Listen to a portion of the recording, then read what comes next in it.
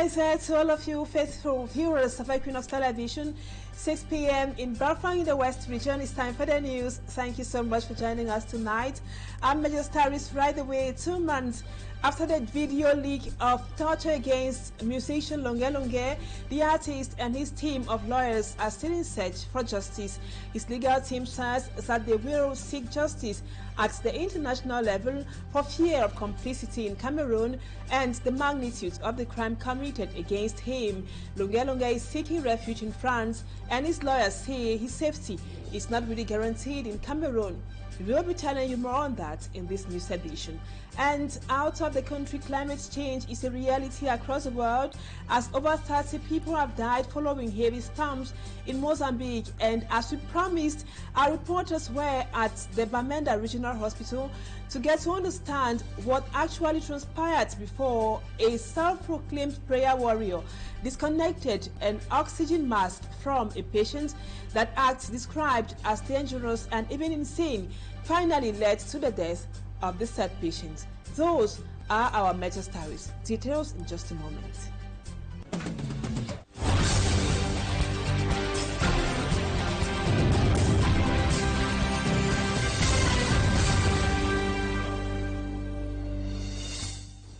Welcome back, viewers. Thank you so much for the confidence. As we promised you yesterday, we take you today to Bamenda. It was a heartbreaking incident which has left the city of Bamenda in shock and consternation.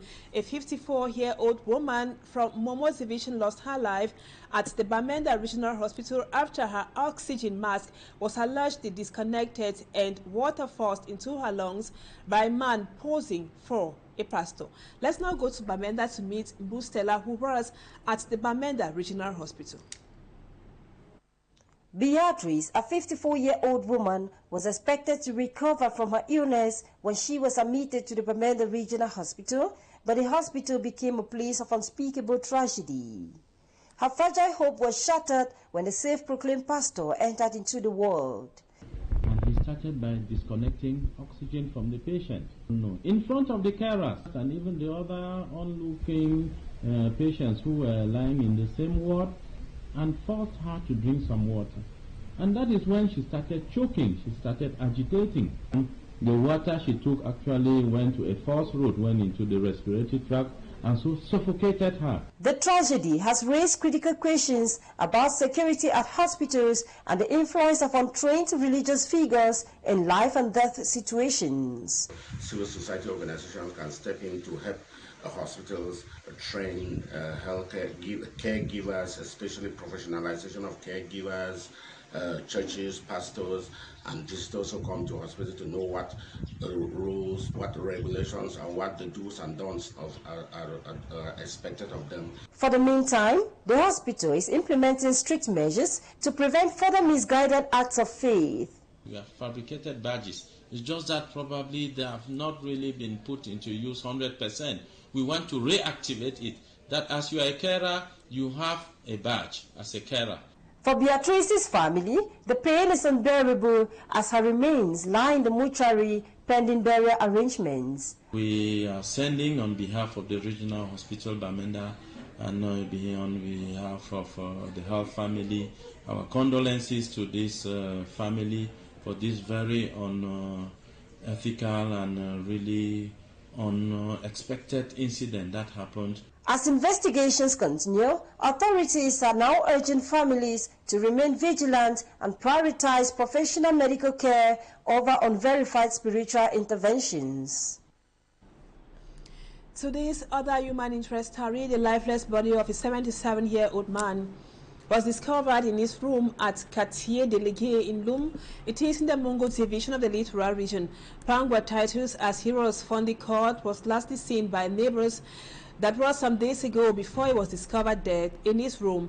Many said he was used to isolating himself but was very active in church activities as he was a member of the Christian Men's Fellowship in Loum. Smalji can give with details.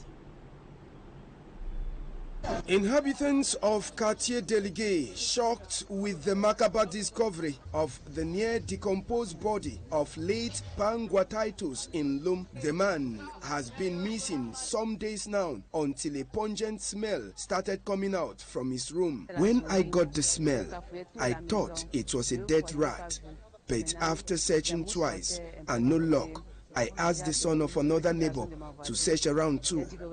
There, we noticed that we have not seen Pangwa.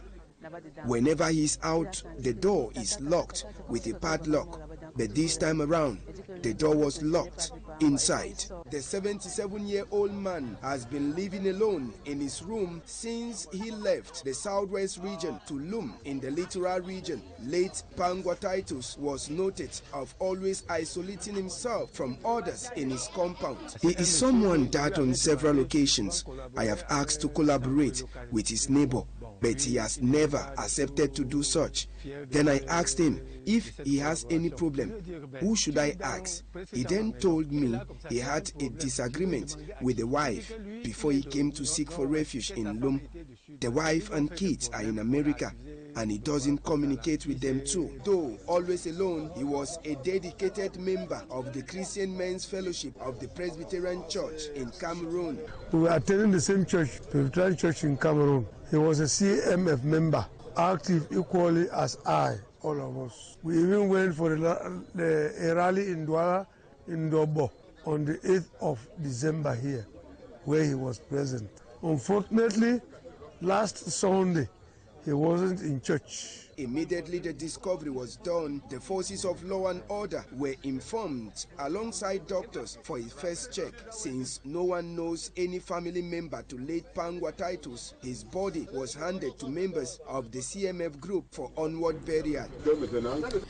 And now on to one of our big stories. 2 months after the video leak of torture and musician Longe, the artist, and his team of lawyers are still in search for justice. His legal team says that they will seek justice at the international level for fear of complicity in Cameroon and the magnitude of the crime committed against the artist.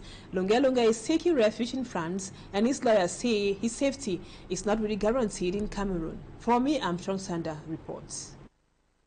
The subject is not a topic of great enthusiasm in the Ministry of Defense in Cameroon. However, a well-informed source assures that disciplinary sanctions were taken against a host of gendarmerie officers and soldiers involved in the torture of artist Longe. The sanctions, he says, revolves around delays in advancement in grades.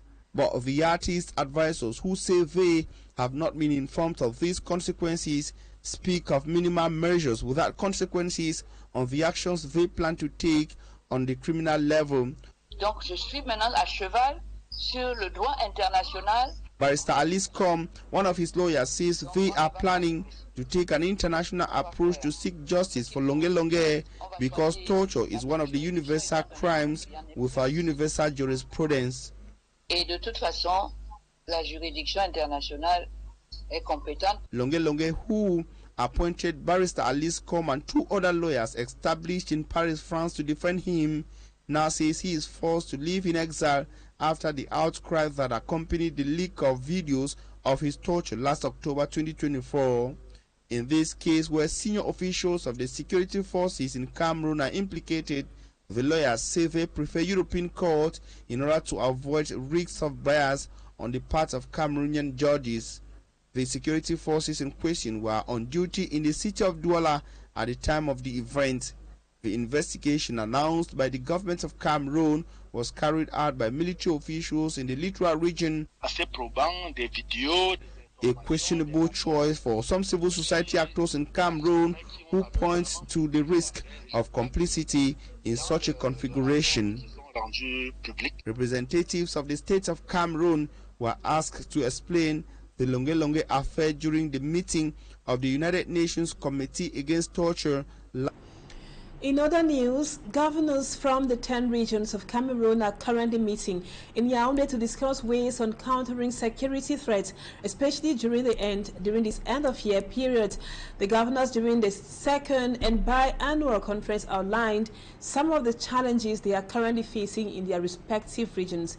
Immaculate Fogwe reports on day one of the governors' conference in Yaoundé. Normalcy in the southwest region. This is what the governor of the southwest region, Benau Kalabilai, tells Cameroonians at a time when the whereabouts of the divisional officer for Idabatu, Roland Ewane, and the Idabatu district council staff, Ismail Etogo, are still missing. Chairing the governor's conference, Minister Paula Tanganji says efforts are underway to ensure their release. Cet acte criminel est très bien suivi par les autorités compétentes. On the other hand, the governor of the Northwest region, Adolphe Lafrique, admits that his region is facing security threats. We still face, yes, the challenges of some hoodlums who are trying to disrupt public order in some major cities, in some major roads of the region, and trying to bring havoc. But faced with that situation, security services are doing their best to shun out the devil from our communities. Yeah, we've been having some challenges within the last 6 months. The case of the separatists who have been kidnapping some persons in our region and collecting ransom in that light. Other difficulties raised by most of the governors is the late execution of projects. I'm not satisfied by the rate of the execution of contracts, projects in the South region, but efforts are being done. I think by the end of the year, we should have close to 50% of our projects executed. Governors were equally urged to tighten security in their respective regions during this end-of-year festivities. At the end of the two-day conference, many Cameroonians are hoping that the resolutions taken will go a long way in ameliorating their living conditions. And the Bona municipal councillors in the Mongo division of the littoral region have agreed to continue the realization of some projects which were not completed in 2024. These are important projects which faced insufficient budget allocation.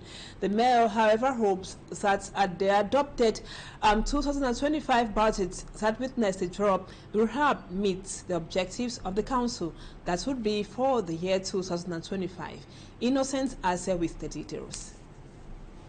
2024 earmarked projects in the Bona municipality stands at 80% realization rate, a performance applauded by the senior divisional officer for the Mongo division of the littoral region, as well as the mayor of Bona. The results in this municipality is usually positive. It stands to continue realizing more projects. We retained some projects to be continued in 2025, given their importance. Some are provision of solar panels to illuminate the streets, construction of roads to link remote localities, to mention by these. The mayor regrets a drop in the adopted 2025 budget, which stands at 1,450,545,000 francs CFA from that of the previous year, citing some challenges like difficulties faced by the state to assist councils due to conflicts in the northwest, southwest, far north, and east regions in a struggle to contain them.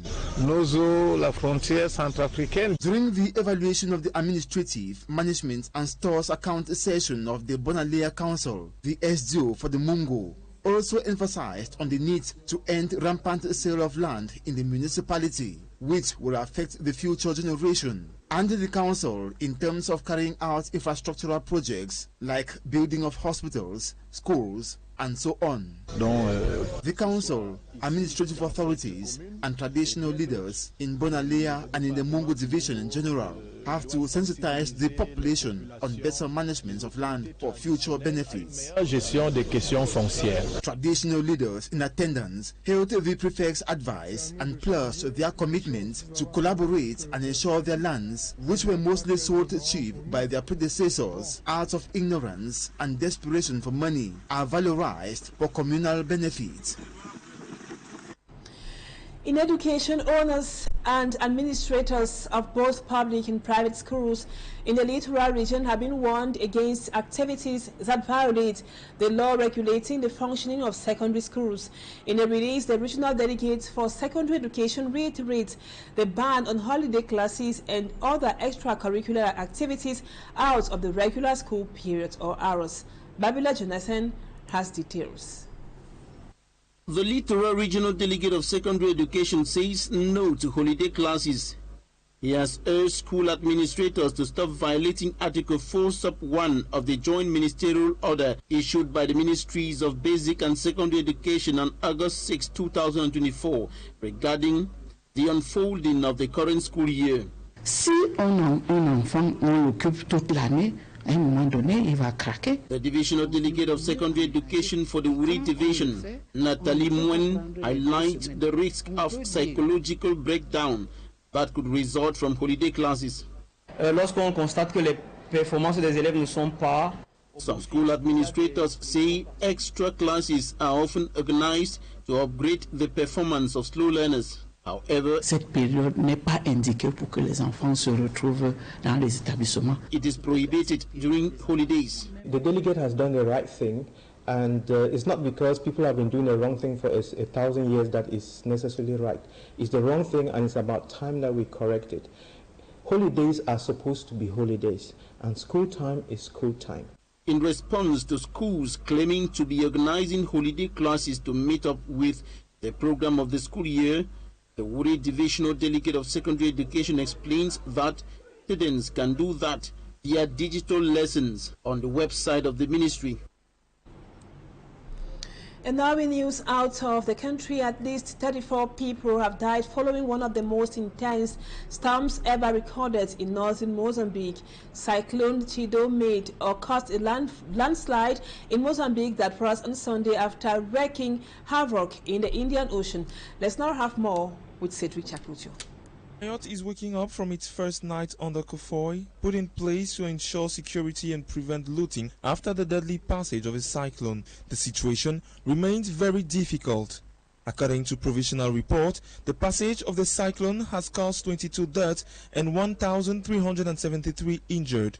The authorities fear several hundred deaths, perhaps even a few thousand, in the poorest department in France. According to local authorities, the island is more than 90% devastated. Elsewhere, at least 34 people have died following one of the most intense storms ever recorded in northern Mozambique. The cyclone Chido made landfall in Mozambique after wreaking havoc in the Indian Ocean territory of Mayotte. The INGD warned that the death toll is likely to rise. More than 34,000 Mozambican families have lost their homes to Chido, which brought winds of around 260 kilometers per hour. That report by Cedric Chakutio takes us to the end of the first part of the news. Let's now move on to talking points.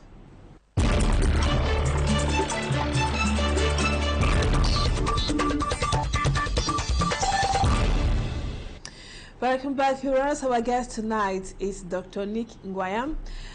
Doctor, good evening. Thank you so much for accepting the invitation to be our guest in today's edition of Talking Point. It's a pleasure being with you, Anne. Thank you very much, and good evening to our listeners. Earlier in this newscast, Doctor, you said the Littoral Regional Delegate for Secondary Education is right in banning holiday classes. Tell us more about your stance on the issue. Delegate is right, and it's just but a wrong thing that we have been doing for a long time, like you said, in all the cities. Just because we have been doing it for 1,000 years and everybody has been doing it doesn't mean it is right. It's wrong. You know, when you look at the school program, there is time for school and then time for holidays. And I think this time for holidays is important and is practiced all over the world. And it's important that children rest so that when they go back to school, they have the energy with which to start off again. But you cannot keep on pushing children and pushing and pushing and pushing and pushing. That's not the right thing to do.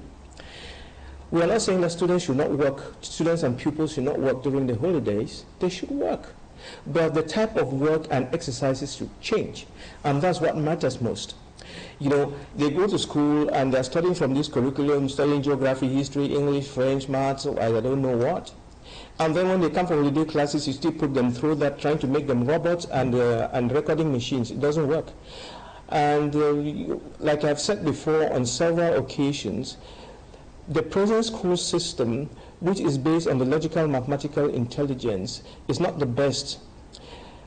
And that is what has been implanted all over the world over the years. But countries like Finland, South Korea, Singapore, China, and so on, they saw deficiencies in that and opened up the school system and changed the curriculum so that children are more engaged in what they do.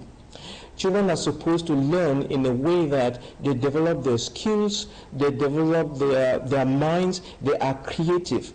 But the way we train our own children in Cameroon, they don't even have laboratories. So they have to imagine chemistry, imagine physics, imagine biology, they imagine just about everything. There is no way you learn only through imagination. You have to see practical things, and it should be hands-on. You have to touch, feel, and smell. We only use our sights. It's not proper.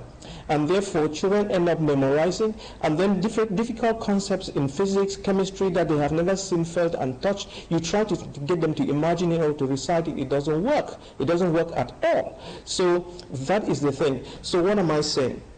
I'm saying, number one, that the curriculum that we use for training in our schools and the type of education, number one, that foundation is wrong. And then not all students will be excited to be doing that kind of thing all year round. We need to put in something that stimulates the children to learn even more and better and become creative, so that they can use their hands, use their imagination, and so on. For now, in the school system, as we see it, we just kind of line these children up on put them in benches, and the teacher keeps spoon-feeding them from morning to evening, 24 hours on 24 hours, 12 months on 12 months. That's not correct. That's not the way it's done. Now, Dr. NGWAYAM, what can be some of the adverse effects or consequences of the fact that students or even pupils are compelled to be in school studying when they are normally supposed to be resting on their performance? I was saying, first and foremost, what you are forcing them to learn is the wrong thing. That's where we begin. You are forcing children to spend a lot of time learning the wrong things. So it doesn't matter how much time they put into that. Whatever they come out with is still wrong. And that's why we are not developing, that's why our children go and do the same thing. Universities come out and are riding on motorcycles, because whatever we did was wrong.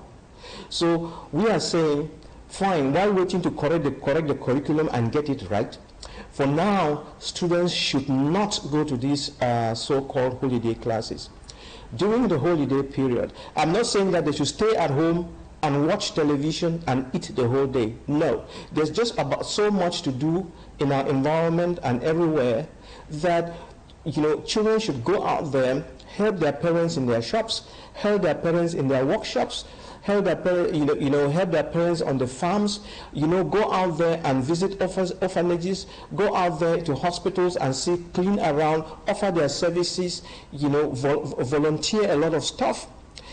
And that is the way, because that's what life is all about. From these teams, put your girl children, your boy children, send them to the car garages to learn how cars work. Send them to computer shops. Let them not just only learn how to type. They should go to computer hardware shops and repair shops and learn how these things work and learn to repair them.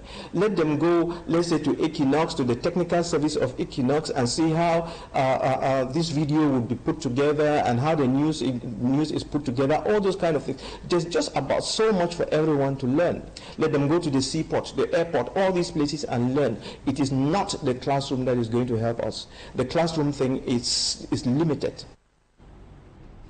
Now, we often hear that holiday classes are organized to help slow learners catch up and to also complete the program of the term or the school year.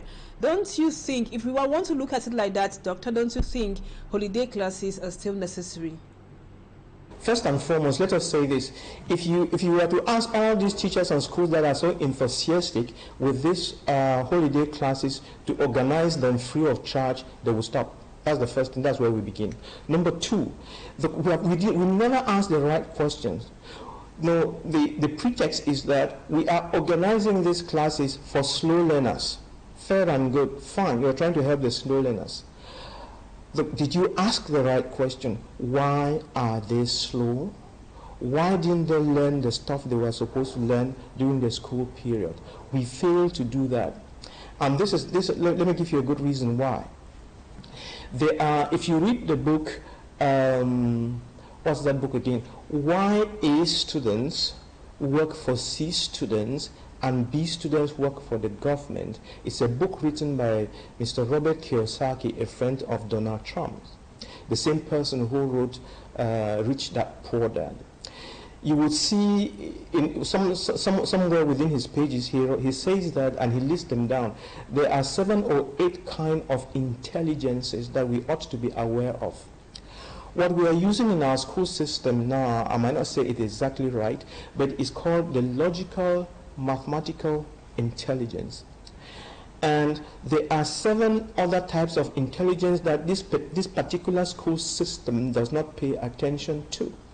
And to help us to understand these kind of intelligences, let's take Michael Jackson for instance. Would you say Michael Jackson is a dull guy or a smart guy? When you put Michael Jackson through this kind of a school system, you will label him as poor and underperformant. Yet, when you expose Michael Jackson to the musical spatial intelligence, he beats everybody at it. So this is how it works. You have 100 children in class, but you are exposing them only to one kind of learning and one kind of, you are testing only one kind of system or intelligence. Yet that child is of a different system and you didn't pay attention to him, to that, and you are forcing him to align to this other track. It is, in that same book, the way the example is put, it is like we can go to the bush and bring a monkey, a fish, and an elephant, and give them one test. For instance, if you brought all the animals and gave them a swimming test, the fish would beat everyone else. If you gave them a tree climbing test, the monkey would beat them. If you gave them the show of strength, the elephant will beat them. So that is exactly how the human beings are. The human beings are not unique. The human beings have different talents and abilities, just like these animals in the bush, and yet we are all testing them on their abilities to climb a tree. And because a child does not climb a tree, you say the child is dull. That's bullshit. So we have to change our school system in such a way that it brings all the 8 kind of intelligences and puts them on the table, and the children feel through these things, and everybody picks their way through the school system and grow in that light. And then even with this our current education now, when I say it is wrong, we are still not doing it right. Even the little bit, we are still not doing it right. What do I mean? It is the same system used in the UK and France and America and so on. And yet, they have laboratories. They have laboratories, and then they train the children to be creative, in the physics, in the mathematics, in the biology, and all these things. They expose the children to technology. But when the French came here, they hid the technology from us. They gave us, you put the whole school to be writing a composition in French, and the one that has the best mark in French is given a score, and we hail him as being the most intelligent. You see how they deceived us? We are writing compositions. Life is not about compositions.